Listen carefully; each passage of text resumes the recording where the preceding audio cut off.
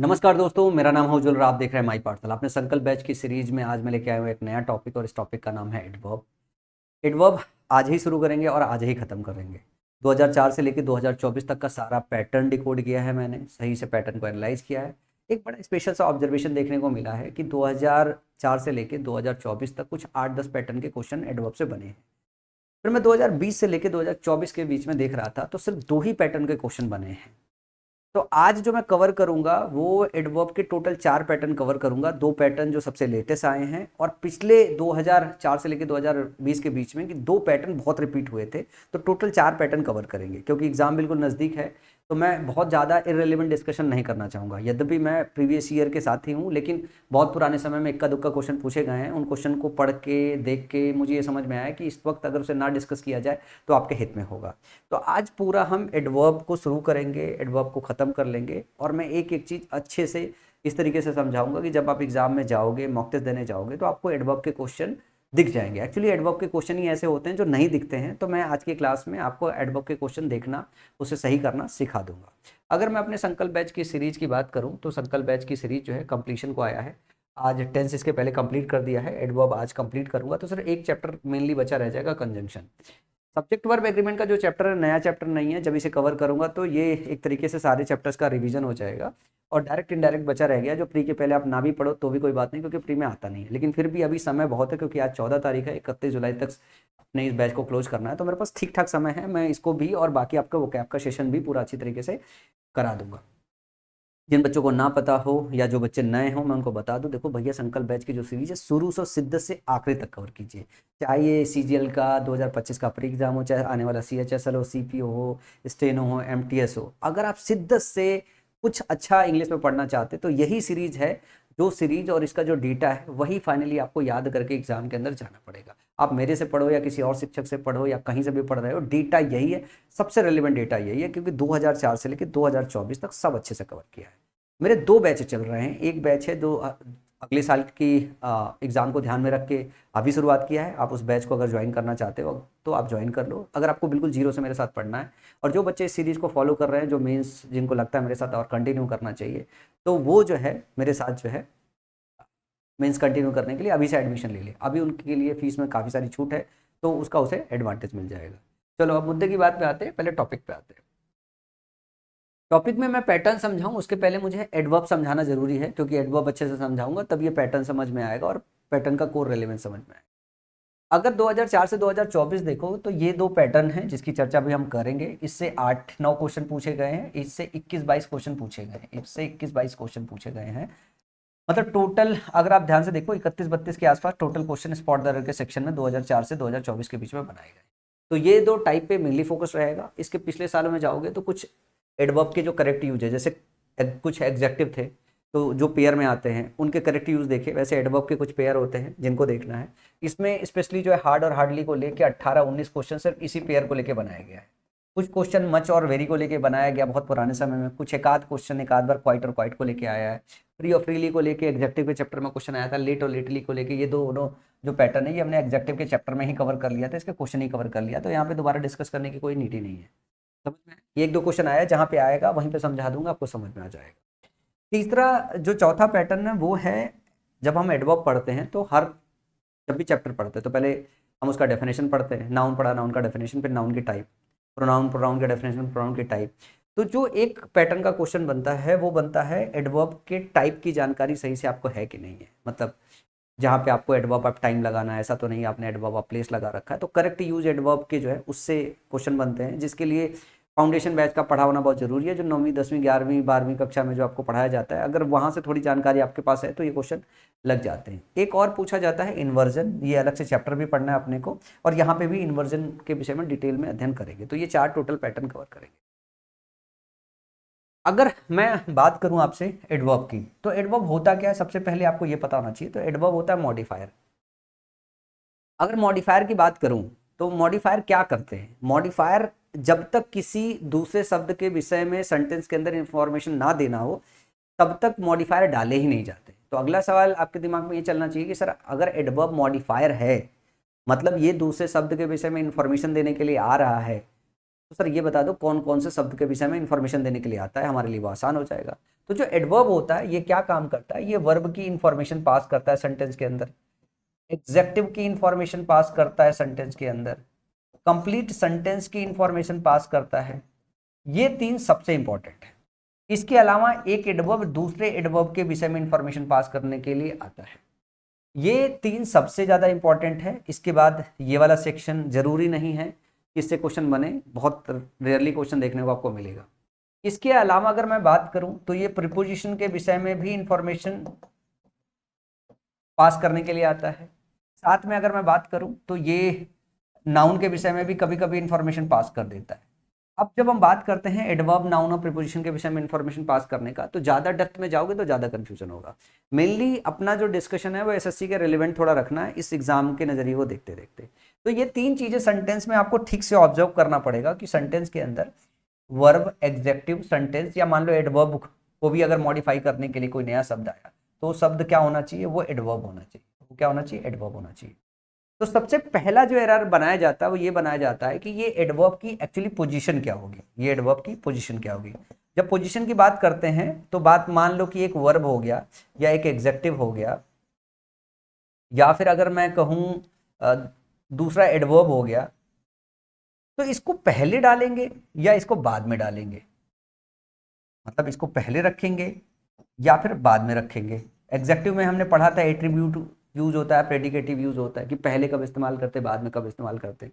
वैसे यहाँ पे भी एक क्वेश्चन बनाया जाता है कि हम एडवर्ब को पहले रखेंगे या बाद में रखेंगे, और सबसे डिफिकल्ट क्वेश्चन इसी से बनाया जाता है। सबसे डिफिकल्ट क्वेश्चन इसी से बनाया जाता है। ये पैटर्न मैं सबसे पहले डिकोड करूंगा और एग्जाम के आए हुए 8-10 जो क्वेश्चन है वो सारे देखेंगे, और एक बार देखोगे तो आप समझ में आ जाएगा आपको, ठीक है ना।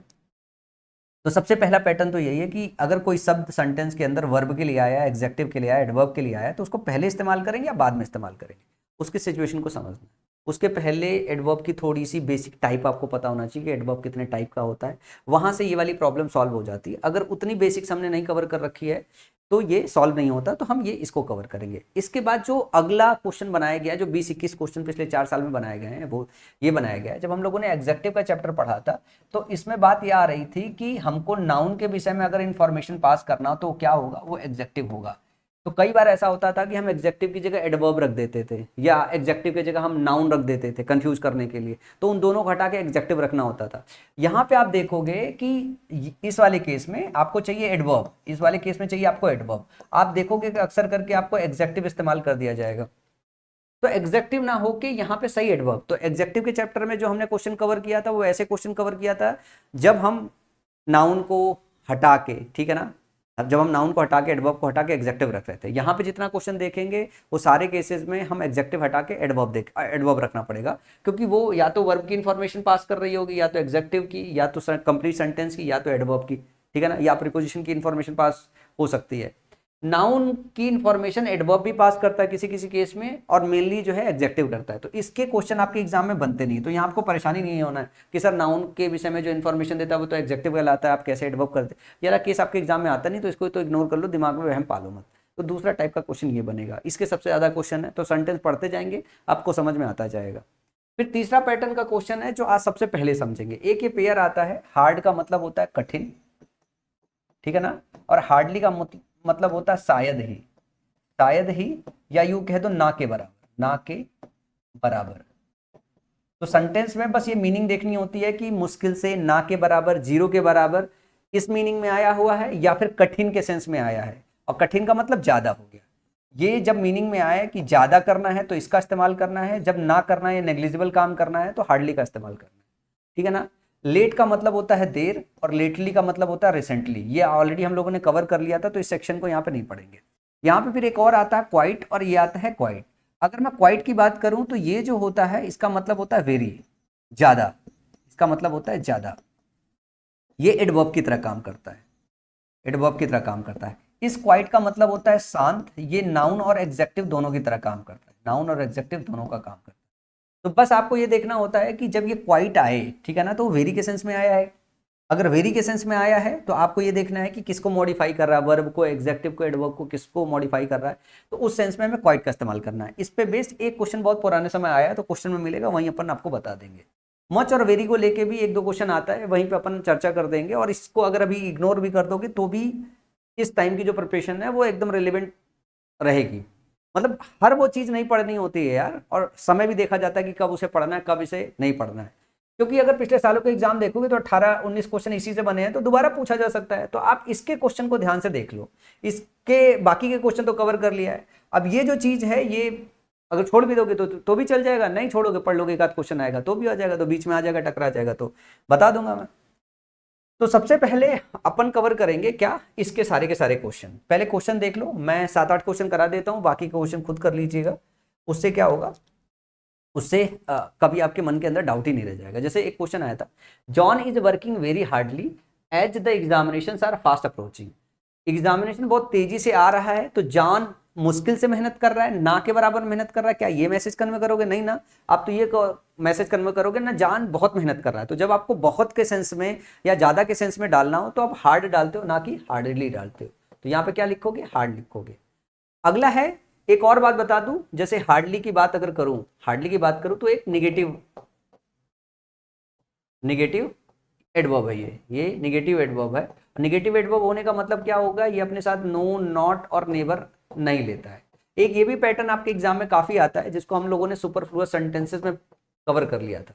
रियरली हो, बेयरली हो, स्कार्सली हो, हार्डली हो, ये जो है, जो फ्रीक्वेंसी बताती है या बारंबारता बताती है किसी एक्शन की, ये सारे नेगेटिव वर्ड्स होते हैं। और ये नेगेटिव वर्ड्स है तो नो, नॉट और नेवर का इस्तेमाल इनके साथ नहीं करते हैं। तो सुपरफ्लुअस सेंटेंसेस की क्लास अगर किसी ने नहीं देखी है तो जाके वहाँ पे कवर कर लो, क्योंकि यहाँ पे उसी बात को फिर से बताएंगे तो क्या होगा, वो एक ही बात बार बार रिपीट हो जाएगी, ठीक है ना, फिर अननेसेसरी टाइम किल होगा। वहाँ पे ठीक से बता रखा है कि ये सारे शब्द ऐसे हैं जो नेगेटिव होते हैं, नो, नॉट, नेवर का इस्तेमाल नहीं किया जाता। तो कुछ डेटा है, ये डेटा याद करना पड़ता है, तो वहाँ से वो वाला कवर कर लेना। वो वाला पैटर्न यहाँ पे अपन लीव करेंगे। जैसे मैंने बोला 7-8 पैटर्न पूछे जाते हैं, तो एक दो पैटर्न इसलिए कवर नहीं कर रहे हैं क्योंकि इसके पहले कवर करा चुके हैं।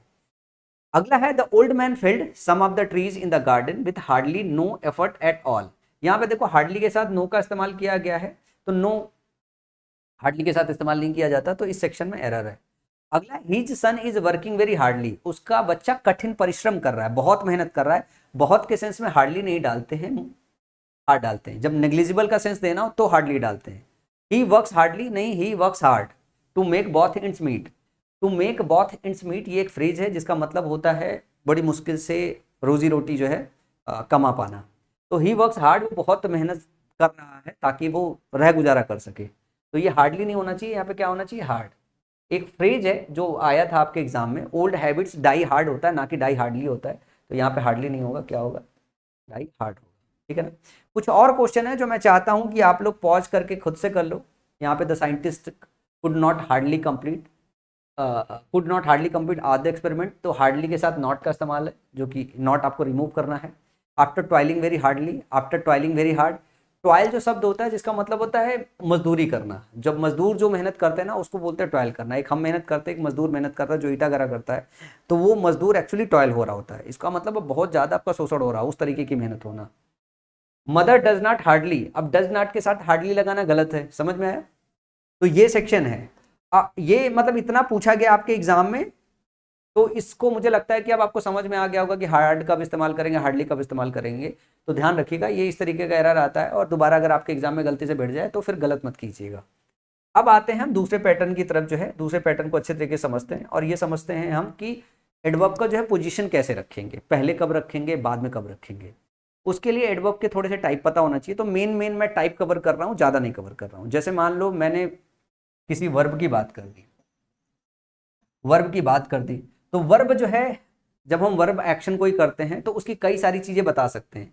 जैसे वर्ब किस मैनर में होगा, वर्ब किस मैनर में हुआ, ठीक है ना, वर्ब किस प्लेस पे हुआ, वर्ब किस टाइम पे हुआ, वर्ब किस टाइम पे हुआ। तो जब वर्ब का हम मैनर, प्लेस और टाइम बता रहे होते हैं, तो मैनर बताने के लिए किसी एडवर्ब का इस्तेमाल करेंगे, प्लेस बताने के लिए एडवर्ब ऑफ प्लेस बोलते हैं उसको, एडवर्ब जो शब्द आएगा मैनर बताने के लिए उसको एडवर्ब ऑफ मैनर बोलेंगे, जो टाइम बताने के लिए आएगा एडवर्ब ऑफ टाइम बोलेंगे। तो ये तीनों के तीनों जो है ना, मैनर, प्लेस और टाइम, ये जिस वर्ब का इंफॉर्मेशन पास करने आते हैं वो वर्ब के बाद में इस्तेमाल किए जाते हैं। कैसे इस्तेमाल किए जाते हैं? बाद में इस्तेमाल किए जाते हैं। और साथ में अगर तीनों एक साथ आ जाए, तीनों एक साथ आ जाए तो एमपीटी का फॉर्मूला याद रख सकते हो, मैनर, प्लेस और टाइम, ये सीक्वेंस रखते हैं। जैसे कुछ एग्जांपल देखना चाहोगे, शी डांस्ड ग्रेसफुली, उसने कैसे डांस किया, उसका क्या मैनर था, ग्रेसफुली उसका मैनर था। साथ में कहाँ पे किया, प्लेस इन द हॉल किया, और किस टाइम पे किया, लास्ट नाइट को किया। तो अगर आपको मैनर, प्लेस और टाइम तीनों एक साथ डालना है तो आप कैसे डालोगे, आप डालोगे जो है मैनर को पहले, प्लेस को उसके बाद में, और टाइम को उसके बाद में। He spoke confidently at the meeting yesterday, उसने कॉन्फिडेंटली बोला, ये हो गया मैनर, ये हो गया कहाँ पे, ये हो गया प्लेस, और ये हो गया स्टरडे टाइम। तो मैनर, प्लेस और टाइम, ये हो गया मैनर, ये हो गया प्लेस, और ये हो गया टाइम। समझ में आई बात? अब इस बात को ध्यान रखना कि ये अकेले भी इस्तेमाल हो सकते हैं, जरूरी नहीं तीनों एक साथ हो। तो स्पेशली जो आपके एग्जाम में क्वेश्चन बनते हैं, सबसे ज्यादा एडवर्ब ऑफ मैनर के क्वेश्चन बनते हैं, एडवर्ब ऑफ मैनर के सबसे ज्यादा क्वेश्चन बनते हैं। एडवर्ब ऑफ मैनर के अगर क्वेश्चन की बात करूं तो ध्यान रखिए, एडवर्ब ऑफ मैनर वर्ब के बाद में आता है, वर्ब के बाद में आता है। कुछ ऐसे एडवर्ब ऑफ मैनर हैं जिनके साथ मैं आपका रूबरू कराना चाहता हूं, जरा ध्यान से देखना। कुछ ऐसे वर्ब हैं, जैसे स्लेप्ट को लेके एग्जाम में आपके क्वेश्चन बनता है, वर्कड को लेके एग्जाम में क्वेश्चन बनता है, बिहेव्ड को लेके एग्जाम में क्वेश्चन बनता है, स्पोक को लेके आपके एग्जाम में क्वेश्चन बनता है, परफॉर्म को लेके एग्जाम में क्वेश्चन बनता है। अगर इनके मैनर बताना हो, अगर इनके मैनर बताना हो तो हम क्या काम करते हैं, इनके बाद लगाते हैं, इनके बाद लगाते हैं, मतलब प्रेडिकेटिव यूज करते हैं एडवर्ब ऑफ मैनर का। ध्यान से देखो, सी स्लेप्ट साउंडली, क्या, सी स्लेप्ट साउंडली।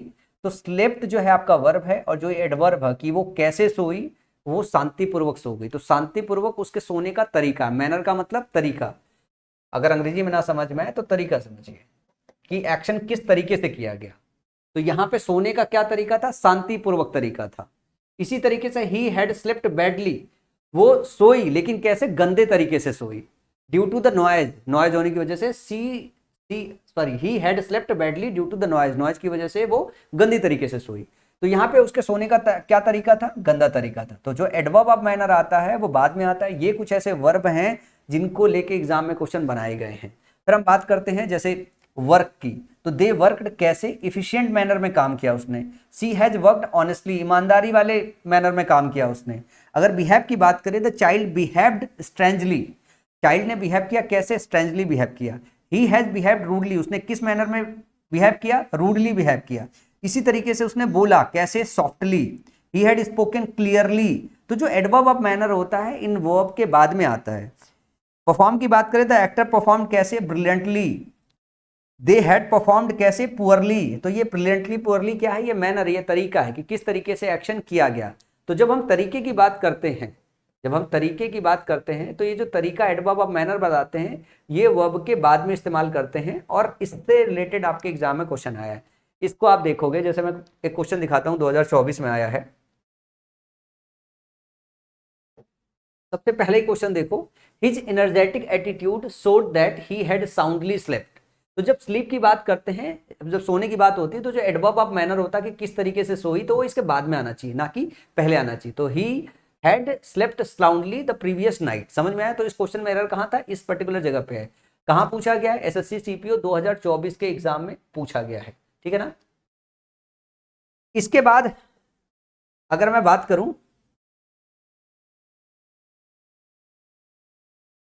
थोड़ा सा और क्या कवर किया अपन लोगों ने, कहाँ थे हम लोग, हाँ यहाँ।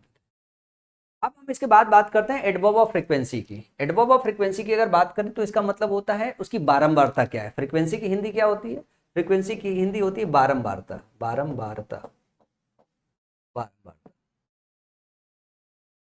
स्पेशली एडवर्ब अगर आप पहचानोगे तो एडवर्ब ध्यान से देखो, एडवर्ब जो होता है वो एग्जेक्टिव में एल वाई लगा के बनाया जाता है।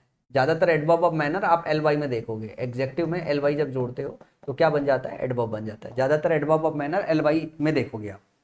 फिर जब हम एडवर्ब ऑफ फ्रीक्वेंसी की बात करते हैं, जैसे कि कितनी बार कोई एक्शन किया जा रहा है, कितनी बार कोई एक्शन किया जा रहा है, तो अगर एडवर्ब ऑफ फ्रीक्वेंसी का इस्तेमाल होना है तो सबसे पहले कुछ एडवर्ब ऑफ फ्रीक्वेंसी, जो कॉमन एडवर्ब ऑफ फ्रीक्वेंसी है, उनका पता होना चाहिए। जैसे हम बोलते हैं कि ऑलवेज, हमेशा, तो ये बारंबारता है कि कोई एक्शन हम कितनी बार कर रहे हैं, मैं हमेशा कर रहा हूँ।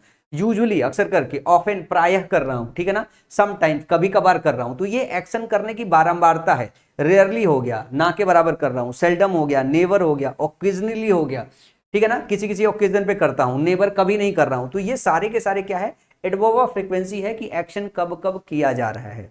तो जो एडवर्ब ऑफ फ्रीक्वेंसी होती है इनको सेंटेंस के अंदर कैसे रखा जाता है, इनको सेंटेंस के अंदर रखा जाता है जो आपका मेन वर्ब है उसकी बारंबारता बताने के लिए आता है तो उसके पहले किया जाता है। अगर वर्ब टू भी है, इज, आर, एम, वॉज, वर है, वॉज, वर है, तो इसके बाद में डाला जाता है, अगर इसके बाद मेन वर्ब नहीं आया है तो। इसके अलावा अगर मैं बात करूं, अगर आपको सेंटेंस के अंदर हेल्पिंग वर्ब और मेन वर्ब दोनों अगर दिया हुआ है, हेल्पिंग वर्ब और मेन वर्ब दोनों दिया हुआ है, तो इसके आप क्या करोगे, बीच में डालोगे। तो ध्यान रहे एडवर्ब ऑफ फ्रीक्वेंसी जो है वो हेल्पिंग वर्ब और मेन वर्ब के बीच में रखते हो, या इसको ऐसे इन शॉर्ट याद रख सकते हो कि ये मेन वर्ब के पहले इस्तेमाल होते हैं, क्योंकि ये आपके एक्शन की बारंबारता को बताते हैं कि कोई एक्शन कितनी बार हुआ है, तो एडवर्ब ऑफ फ्रीक्वेंसी उसके जस्ट पहले रखते हैं जो एक्शन की बारंबारता हम बता रहे होते हैं। जैसे वो जाता है जिम, प्राय जाता है, often goes to the gym, तो ये जो ऑफन है वो गोज के विषय में उसकी बारंबारता को बता रहा है, तो ये गोज के जस्ट पहले आया है। अब यहाँ पे जैसे सी इज ऑलवेज लेट, वो लेट होती है लेकिन हमेशा लेट होती है, यहाँ पे इज, आर, एम है, ठीक है, इसके बाद वर्ब की आईएनजी फॉर्म नहीं है, वर्ब की थर्ड फॉर्म नहीं है, तो is, are, am, was verb के बाद में आती है जब भी हम एडवर्ब ऑफ फ्रीक्वेंसी का इस्तेमाल करें। दे हैव नेवर लाइड, यहाँ पे वर्ब की थर्ड फॉर्म है, यहाँ पे हेल्पिंग वर्ब है, हेल्पिंग वर्ब और मेन वर्ब के बीच में क्या काम करते हैं, हम डालते हैं एडवर्ब ऑफ फ्रीक्वेंसी, बारंबारता बताने के लिए कि वो कभी झूठ नहीं बोलती है, वो झूठ बोलती है, हमने बोला कभी झूठ नहीं बोलती, तो ये बारंबारता हो रही है कि वो कभी झूठ नहीं बोलती है। समझ में आई बात? तो एडवर्ब ऑफ फ्रीक्वेंसी याद रहेगा, मेन वर्ब के जस्ट पहले रखा जाता है। और अगर आपको इज, आर, एम दिखाई दे रहा है, इज, आर, एम दिखाई दे रहा है, तो is, are, am, was verb के बाद अगर आपको मेन वर्ब नहीं दिखाई दे रहा है, इसका मतलब वो लिंकिंग वर्ब की तरह काम करता है, उसके बाद नाउन आता है या तो एग्जेक्टिव आता है, तो इज, आर, एम के बाद हम रखते हैं, तो इसी वजह से हम यहाँ पे रख रहे हैं ना, सी इज ऑलवेज, वो लेट तो होती है लेकिन वो ऑलवेज लेट होती है, ठीक है ना। अब जैसे इसको लेके एक क्वेश्चन अगर आप ध्यान से देखो तो थोड़ा सा आप वो कर पाओगे, it is a cheap reasonably, it is a cheap reasonably, तो ये चीप है, सस्ता है लेकिन रीजनेबली है, तो ध्यान से देखो इस रीजनेबली को इस चीप के पहले आना चाहिए, ठीक है ना। ये बारंबारता नहीं बता रहा है लेकिन ये लॉजिक थोड़ा सा यहाँ पे कनेक्ट कर पाओगे, यहाँ पे बारंबारता, ये एडवर्ब ऑफ फ्रीक्वेंसी नहीं है, ये एडवर्ब ऑफ फ्रीक्वेंसी नहीं है, समझ में आया। लेकिन ये रीजनेबली जो है चीप को क्या कर रहा है, मॉडिफाई कर रहा है कि वो चीप तो है, वो सस्ता तो है लेकिन रीजनेबली चीप है, रीजन के साथ चीप है, तो ये रीजनेबली जो है यहाँ पे आएगा चीप के पहले। ये थोड़ा सा मैं वो कनेक्ट कर रहा था कि यहाँ पे इज दिया हुआ है, तो इस सेंटेंस को आप यहाँ से ऐसे समझ पाओगे, रीजनेबली जो है उसके पहले होना चाहिए ना कि इधर होना चाहिए, लेकिन ये एडवर्ब ऑफ फ्रीक्वेंसी का केस नहीं है। अब इसके बाद अगर मैं आपसे बात करूं जो है, अगर एडवर्ब ऑफ फ्रीक्वेंसी सही से समझ गए होगे तो थोड़ा सा और आगे चलते हैं, एडवर्ब ऑफ डिग्री की बात करते हैं। एडवर्ब ऑफ डिग्री का मतलब क्या होता है, कोई चीज हाउ मच है, डिग्री का मतलब किस एक्सटेंट में है कोई चीज, ज्यादा है, कम है, ठीक है ना। जब हम ये बताते हैं कि कोई चीज ज्यादा है, कम है, तो ध्यान से देखना, ये हमें वर्ब ज्यादा है या कम है उसकी ग्रेविटी बताने के लिए इस्तेमाल कर सकते हैं, एग्जेक्टिव ज्यादा है कम है वो उसकी ग्रेविटी बताने के काम आ सकती है, या फिर दूसरा कोई एडवर्ब है वो ज्यादा या कम है उसकी ग्रेविटी बताने के काम हम दूसरे शब्दों को ले सकते हैं। ऐसे कुछ शब्द आपको पता होना चाहिए, जैसे मैं बात करूं कि मैं वेरी का इस्तेमाल कर रहा हूं कि कोई चीज़ इंटरेस्टिंग है, मैंने कह दिया वो वेरी बहुत ज़्यादा है, तो हम एक्सटेंट ही तो बता रहे हैं। क्वाइट की बात कर रहे हैं, यहाँ पे इसी क्वाइट की बात करें, इस क्वाइट का मतलब भी वेरी होता है ज़्यादा, इस क्वाइट का मतलब भी वेरी होता है ज़्यादा, एक क्वाइट होता है QUIT, इसका मतलब होता है शांत। इसके बाद टू का मतलब भी ज़्यादा होता है, इनफ का मतलब पर्याप्त होता है, जस्ट, ऑलमोस्ट, कंप्लीटली और टोटली, इन शब्दों का इस्तेमाल किया जाता है जो है किसी चीज की ग्रेविटी, मतलब वो कितना है, किस एक्सटेंट में, ये बताने के लिए। तो जब इनका यूज किया जाता है तो इनका यूज एग्जेक्टिव के लिए भी किया जाता है, इनका यूज एडवर्ब के लिए किया जाता है, इनका यूज वर्ब के लिए भी किया जाता है। तो जब इनका इस्तेमाल किया जाता है तो जिन शब्दों को ये मॉडिफाई करते हैं उनके जस्ट पहले इनका इस्तेमाल किया जाता है। समझ में आया? जब हमें एक्सटेंट बताना हो, चाहे वो एग्जेक्टिव का हो, चाहे एडवर्ब का हो, चाहे वर्ब का हो, तो आप समझिए इनको जस्ट उनके पहले बताना होता है, पहले लगाना होता है। तो जैसे अगर मैं इस क्वेश्चन पे वापस आऊं इस बात को समझाते समझाते, तो अब और रिलेट कर पाओगे। जैसे वो चीप है, कोई चीज चीप है लेकिन किस एक्सटेंट तक चीप है, रीजनेबली चीप है, तो यहाँ पे रीजनेबली जो है वो क्या बता रहा है, एक्सटेंट बता रहा है। तो जो चीप है, इस चीप को मॉडिफाई कर रहा है, इस शब्द को, कि चीप तो है, सस्ता तो है, पर कितना चीप है, किस एक्सटेंट तक चीप है, रीजनेबली चीप है, मतलब जहां तक हो सकता है। रीजनेबली चीप का मतलब क्या है, बहुत ज्यादा सस्ता है। तो अगर हम बता रहे हैं एक्सटेंट, ये रीजनेबली क्या बता रहे हैं, यहाँ पे एक्सटेंट बता रहा है, इस वजह से इसको चीप के पहले डालेंगे।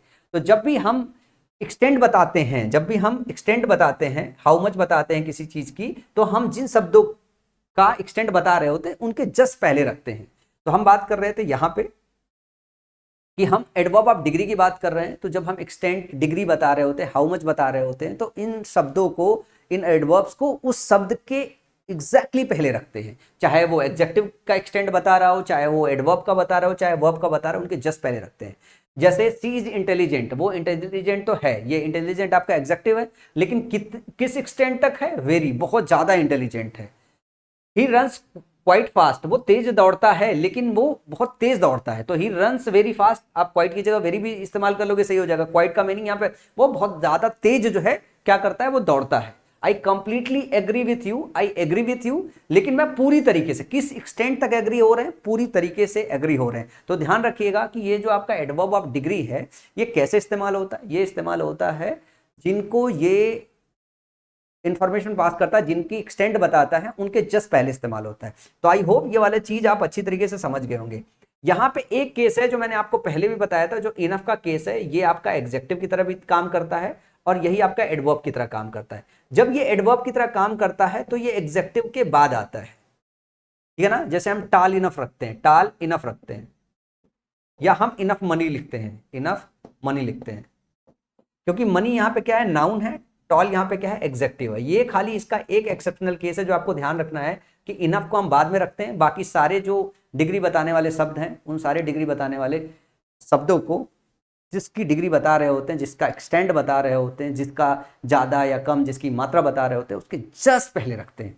आई होप इस बात को अच्छी तरीके से समझ गए होंगे और क्वेश्चन भी आपको समझ में आ गया होगा।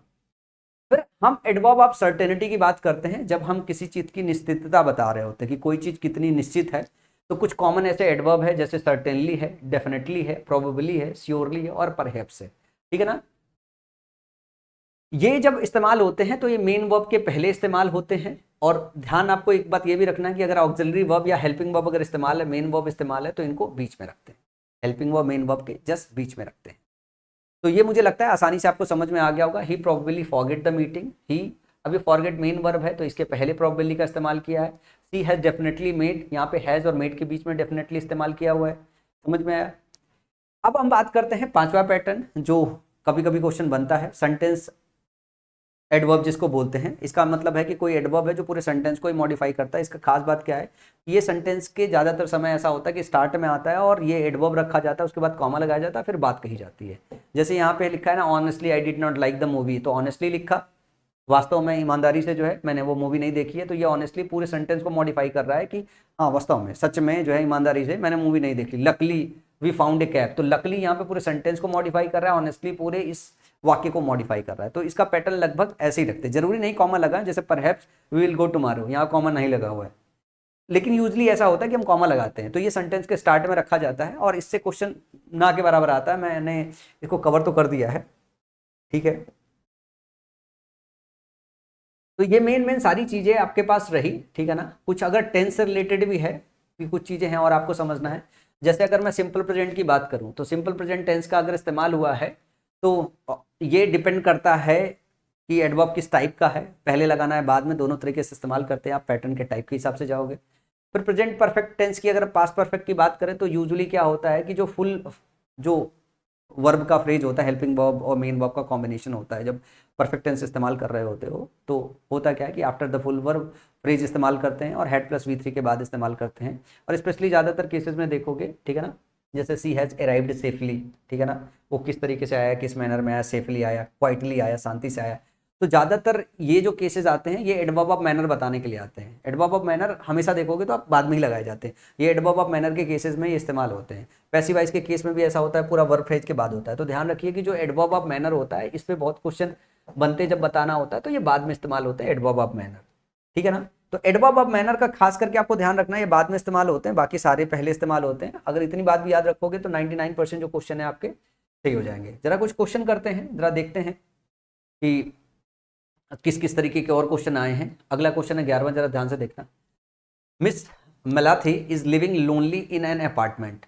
जब किसी आप अपार्टमेंट में जो है रहते हो ना, तो ये जो लोनली शब्द का इस्तेमाल है यहाँ पे, इस लोनली शब्द को नहीं होना चाहिए, राइट एडवर्ब नहीं है। राइट एडवर्ब क्या होना चाहिए, वो रह तो रही है लेकिन किस तरीके से, एलोन रह रही है। जब किसी अपार्टमेंट में आप अकेले रहते हो तो आप एलोन शब्द का इस्तेमाल करते हो अकेले रहने के लिए।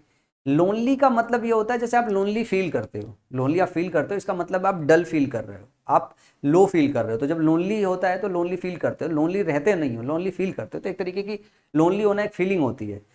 अब यहाँ पे सेंटेंस को ये कहना था कि अपार्टमेंट में वो अकेले रहता है, तो यहाँ पे सही जो होगा वो एलोन होगा, ना कि लोनली होगा। अगला, he was consulted seldom by his colleagues while making important decisions of financial matters. Seldom क्या है, आपकी एडवर्ब ऑफ फ्रीक्वेंसी है, और एडवर्ब ऑफ फ्रीक्वेंसी जो है वो मेन वर्ब के पहले आती है। तो ही वॉज सेल्डम कंसल्टेड होगा, ना कि ही वॉज कंसल्टेड सेल्डम होगा। एडवर्ब ऑफ फ्रीक्वेंसी की जो पोजीशन होती है वो हेल्पिंग वर्ब और मेन वर्ब के बीच में होती है। सिर्फ मेन वर्ब अगर इस्तेमाल है, इसका मतलब है उसके पहले इस्तेमाल होगा। तो एडवर्ब ऑफ फ्रीक्वेंसी का ध्यान रखिएगा।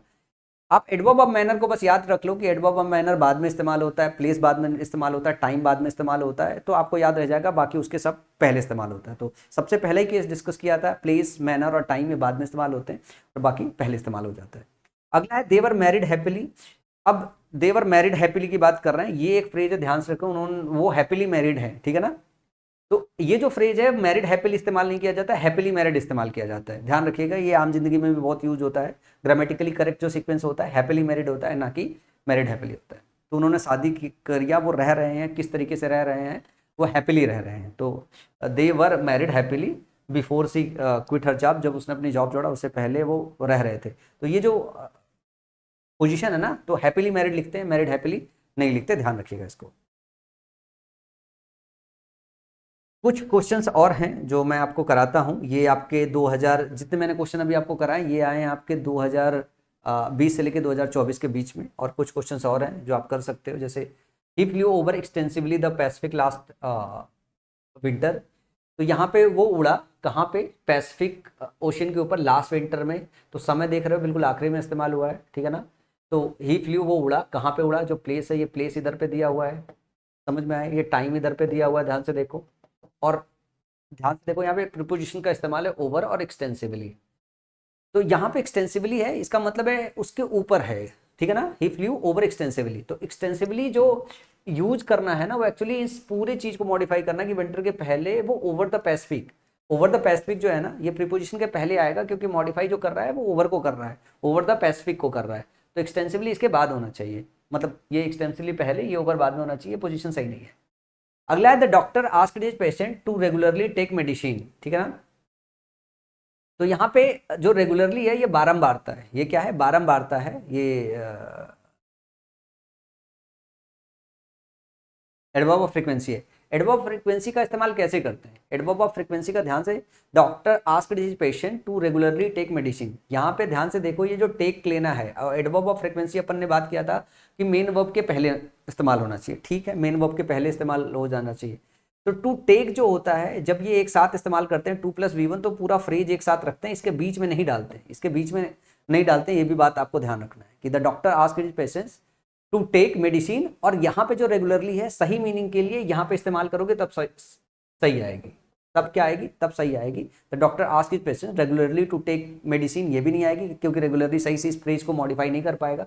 एक्चुअली रेगुलरली को यहाँ पे मॉडिफाई करना है, to take medicine regularly, to take क्या, मेडिसिन।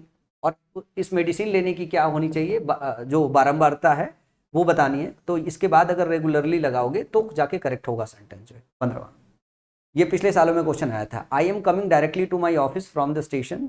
मैं सीधे आ रहा हूँ अपने ऑफिस से। इस क्वेश्चन में कोई एरर नहीं है।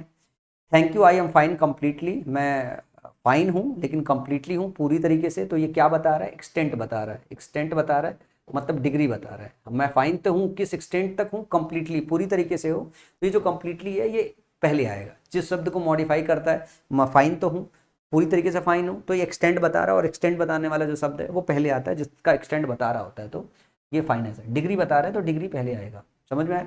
तो thank you, I am completely fine, तो इस सेंटेंस में ये आना था। तो ये कुछ क्वेश्चन थे जो पिछले सालों में आपके पास आए हुए थे, ठीक है ना। अब हम बात करते हैं कि जो और आपके क्वेश्चन जो आया है, वो क्वेश्चन आया है स्पेशली, ध्यान से देखोगे इसके बाद जितने भी क्वेश्चन 18 से लेके तकरीबन 50 तक के आसपास क्वेश्चन चलेंगे, ज़्यादातर क्वेश्चन आपको देखने को मिलेंगे।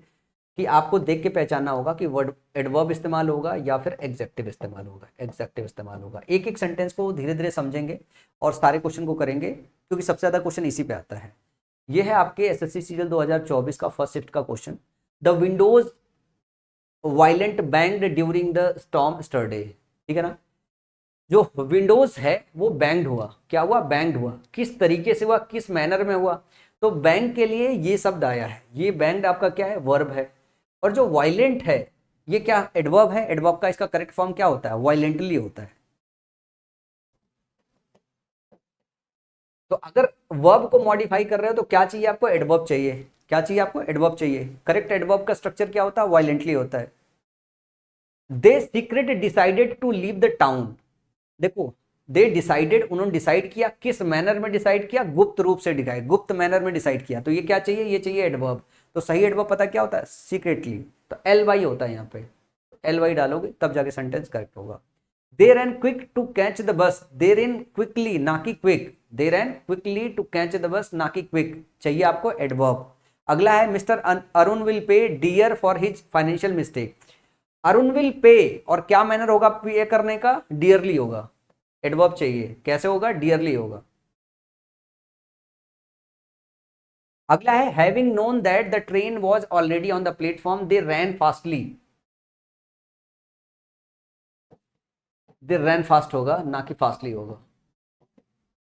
फास्ट एग्जेक्टिव एडवर्ब दोनों की तरह काम करता है।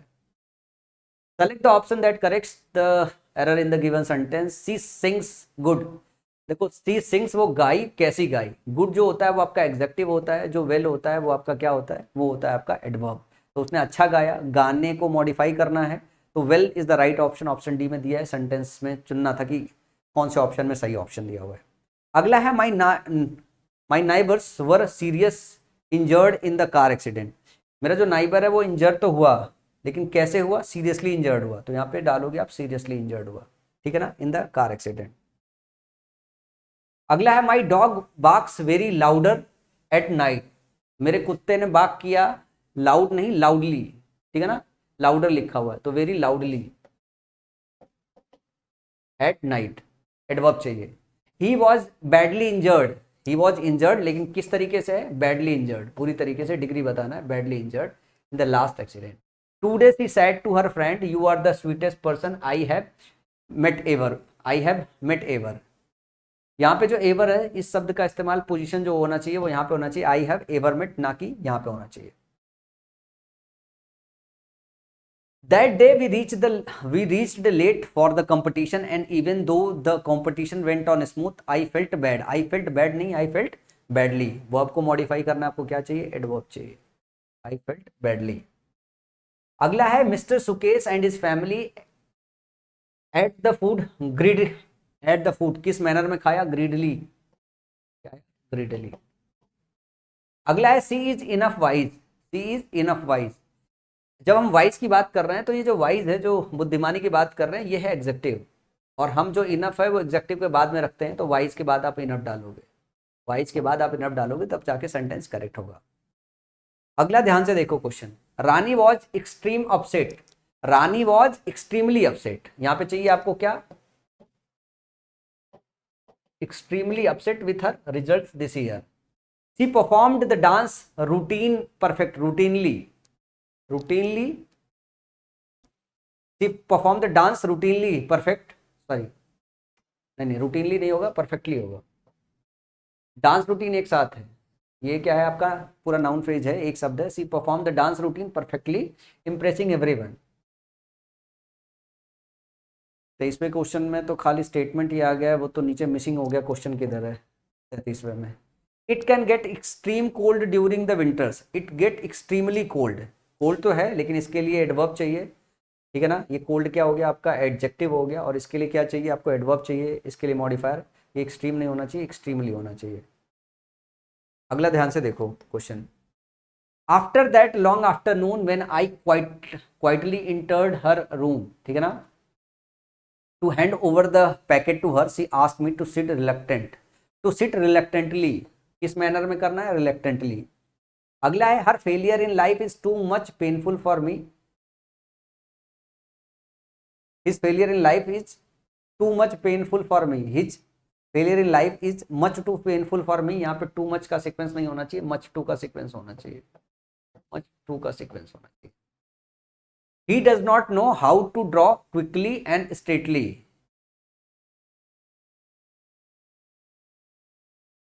he does not know how to draw quickly and straightly।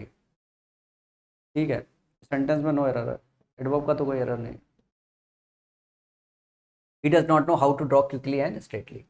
my granny says that it is quite all right to get married young though I do not absolute agree। absolutely agree होना चाहिए, मैं agree तो कर रहा हूँ लेकिन किस extent में, absolutely जो है पूरी तरीके से, with her a bit on this। अगला क्वेश्चन है the helicopter of the enemies hovered exactly over the, यहाँ पे एग्जैक्ट की जगह होना चाहिए exactly over their bunker. After the thieves had left George crypt, slow नहीं होना चाहिए स्लोली होना चाहिए, क्रिप्ट किया किस मैनर में, स्लोली मैनर में। Resident should keep an I out for strangers acting suspecting there areas.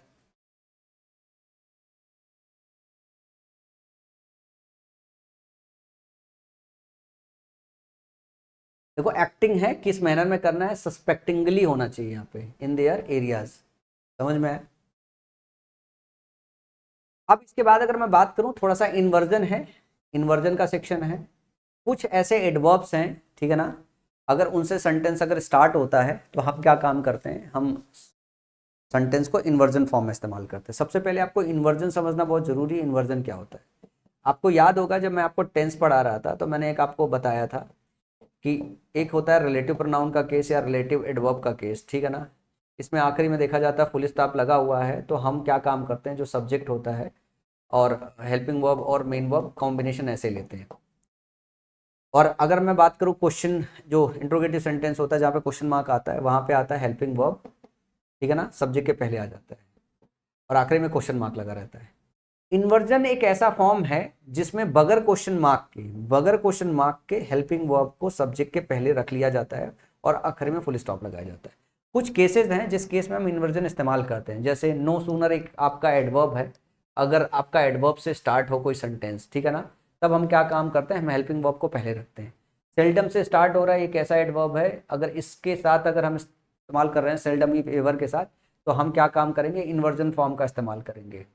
So horse लिखा हुआ है तो ये सो आपका एडवर्ब है, आप एडवर्ब से स्टार्ट करेंगे तो हम क्या काम करेंगे, इसको इन्वर्जन फॉर्म में रखेंगे।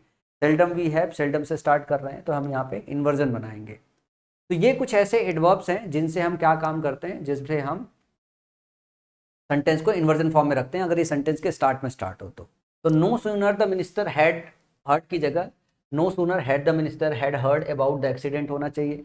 Seldom if ever nature does, तो ये जो डज है ये इसके पहले आना चाहिए।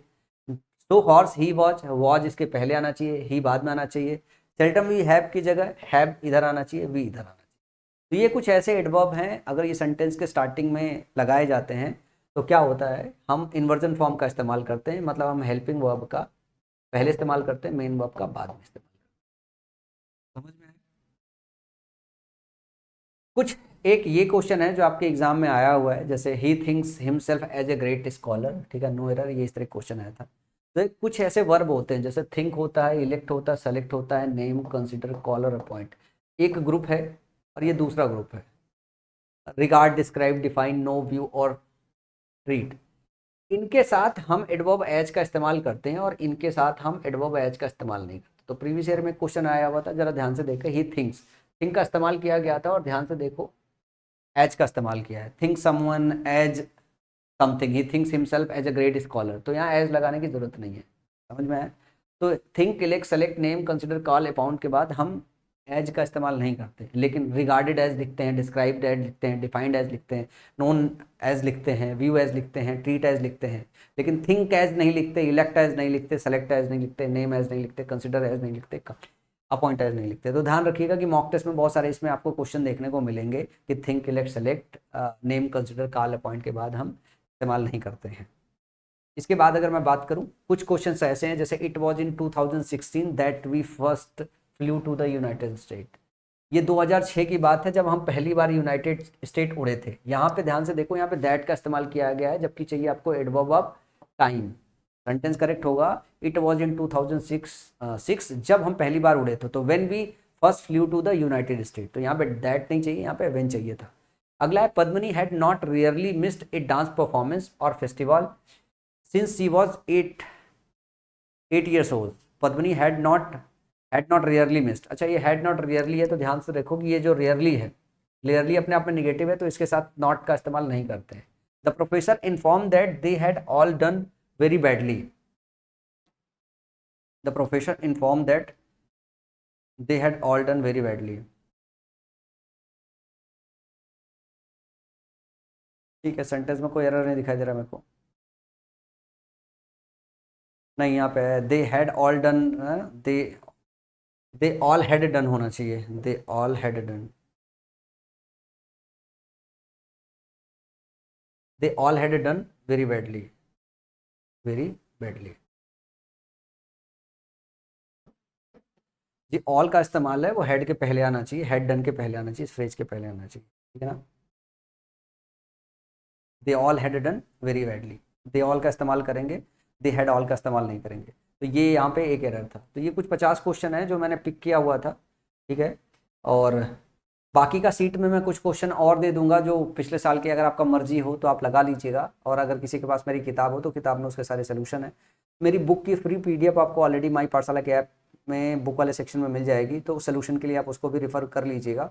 तो मेनली 2020 से लेकर 2024 के बीच में क्वेश्चन आया था, 2 ही पैटर्न से क्वेश्चन आया था, जितनों में मैंने ईयर मेंशन कर रखा है, ठीक है ना, वो सारे 2020 से लेकर 2024 के बीच में क्वेश्चन थे, जिसमें आपके उसके स्टार्ट में यूज किए और बाद में यूज के केस को लेके क्वेश्चन बने हैं, और कहाँ पे आपको चाहिए एडवर्ब और कहाँ पे चाहिए आपको एग्जेक्टिव, इससे रिलेटेड बहुत सारे क्वेश्चन बनते हैं। तो वह वाला सेक्शन एक और देखने लायक होता है कि वर्ब को मॉडिफाई करने के लिए आपको चाहिए होता है एडवर्ब। तो वो एक चीज़ है जो आपको प्रैक्टिस करना पड़ेगा, 3 4 5 बार सीट लगाओगे तो ये सारा पैटर्न आपको सही से समझ में आ जाएगा। देखो बहुत सारा समय नहीं है, जिस वजह से मैं एडवर्ब को बहुत डिटेल में नहीं पढ़ा पा रहा हूँ, क्योंकि एडवर्ब को समझने के लिए आपको यूजुअली अगर अच्छी तरीके से एडवर्ब समझना है तो आपको अच्छा खासा टाइम देना पड़ेगा, क्योंकि सबसे ज़्यादा कंफ्यूजिंग जो टॉपिक है ना वो एडवर्ब ही है। मतलब एडवर्ब आसानी से समझ में नहीं आता है, एडवर्ब लेता है टाइम, और एडवर्ब को बेसिक से पढ़ना पड़ता है। और ये समय ऐसा नहीं है, इसमें मेरा मानना है कि आप बस ये 2 टाइप जो है ये अच्छे से सीख के चले जाओ, बस 2 टाइप अच्छे से सीख के चले जाओ, आपका काम हो जाएगा। अगर कोई डाउट हो तो मैं आपको मेंस के बाद वापस से एडवर्ब का चैप्टर एक बार और से पढ़ा दूंगा, अच्छी तरीके से पढ़ा दूंगा शुरू से, क्योंकि ये चैप्टर ऐसा है जो मुझे लगता है कि बहुत शुरू से पढ़ाने लायक है और बहुत डिटेल में पढ़ाने लायक है। तो आज की इस वीडियो को यहीं पे रखते हैं, और अगले क्लास में मैं अभी देखता हूँ कि इस क्लास के बाद मैं क्या डिसाइड करता हूँ, मैं वो कैप का है या कंजंक्शन डिसाइड करता हूँ कि कंजंक्शन का चैप्टर पढ़ा के क्लोज कर दूँ। अभी ऐसा क्या हो रहा है कि मैं इस टाइम पे मेरे दिमाग में थोड़ा सा प्रेशर भी हो रहा है कि फटाफट सिलेबस को क्लोज कर दिया जाता है। तो जब फटाफट सिलेबस को क्लोज करने का हिसाब किताब चलता है, तो ये वैसे ही होता है जब आप सिलेबस को फटाफट कंप्लीट करने की कोशिश करते हो। जैसे अगर आप नाउन का चैप्टर देखोगे तो स्टार्टिंग के 6 7 चैप्टर ऐसा होगा जिसमें अपन ने खूब अथक मेहनत किया होगा समझाने में, उसके खत्म मतलब सिलेबस खत्म करने की तरफ नहीं जा रहे थे, पढ़ाना पूरा फोकस था। अभी मुझे ऐसा लग रहा है कि कहीं ना कहीं ऐसा हो रहा है कि थोड़ा वर्क में मेरी साइड से कमी हो रही है, कि मैं सिलेबस खत्म करने की तरफ जा रहा हूँ, क्योंकि जैसे मैंने ये चैप्टर पढ़ा है तो मुझे लग रहा है कि इसमें कहीं थोड़ी सी कमी रह गई है। अगर मैं एडवर्ब आपको अच्छे से पढ़ाता, उसके टाइप अच्छे से पढ़ाता, और बाकी और चीज़ों को और उसकी बेसिक को कवर करता, तो ये ज़्यादा अच्छे से समझ में आता है। जैसे एडवर्ब के पूरे टाइप समझे बगैर अगर आप सीधे सीधे क्वेश्चन पे मूव कर जाओ, वो बहुत दिक्कत होता है। कॉमन जो एडवर्ब है कैसे बनता है, कॉमन एडवर्ब पता होना चाहिए, तो उससे जो है चीज़ें सही हो पाती। लेकिन एडवर्ब पे इतना टाइम देना इतना मतलब इतना ठीक भी नहीं, क्योंकि आज के समय में एडवर्ब से उतने क्वेश्चन पूछे नहीं जाते, एक आध क्वेश्चन पूछे जाते हैं, और प्री में अगर एक आध क्वेश्चन छूट जाए तो चलो ठीक है, इट्स ओके यार, छूट गया सो छूट गया। तो मैंने उस चीज़ को ध्यान रखते हुए अभी आपके सिलेबस को कवर कराया हुआ है। मतलब मेरा दिल अंदर से पूरी तरीके से सेटिस्फाइड नहीं इस पर्टिकुलर चैप्टर को पढ़ा के, कि मैं इसमें पूरी तरीके से आपको सिर्फ 2 पैटर्न को छोड़ के, ठीक है ना, आपको और अच्छे से मैं इसे पढ़ा पाया हूँ। कुछ चीज़ें और मिस हो गई तो मेरे दिमाग में बैक ऑफ द माइंड वो चल रहा है कि उसको मैं कैसे कवर करूँ, कैसे आपको दूँ। एग्जाम से पहले मौका मिलेगा तो मैं छोटा वीडियो बना के उसको भी कवर कर दूंगा, एक जो 2 पैटर्न इसमें बाकी रह गए हैं उस पर भी कुछ क्वेश्चन आपको बना दूंगा। कोई डाउट हो तो नीचे कमेंट सेक्शन में मुझे बताइएगा जो है। और मुझे लगता है कि इस टाइम पे बच्चे क्योंकि प्री में फोकस है, तो अब कोई मेरी क्लासेज जो है देखना नहीं चाहेगा, ज़्यादातर सब मॉक टेस्ट में फोकस है, रिवीजन पे फोकस है। ये अगर 10 15 दिन पहले और हम सीरीज स्टार्ट कर पाते और 10 15 दिन पहले इसे क्लोज कर पाते, तो मुझे लगता है कि और ज़्यादा कारगर हो सकता था बहुत सारे बच्चों के लिए, क्योंकि बच्चों का फोकस थोड़ा शिफ्ट हो गया होगा, वो एग्ज़ाम को लेके प्रेशर को लेके थोड़ा परेशान तो रहते रहते हैं। तो चलो आज की क्लास यहीं पे एंड करते हैं और अगली क्लास में फिर मिलते हैं। तब तक के लिए अपना ख्याल रखिएगा और अच्छे से पढ़ाई करते रहिए।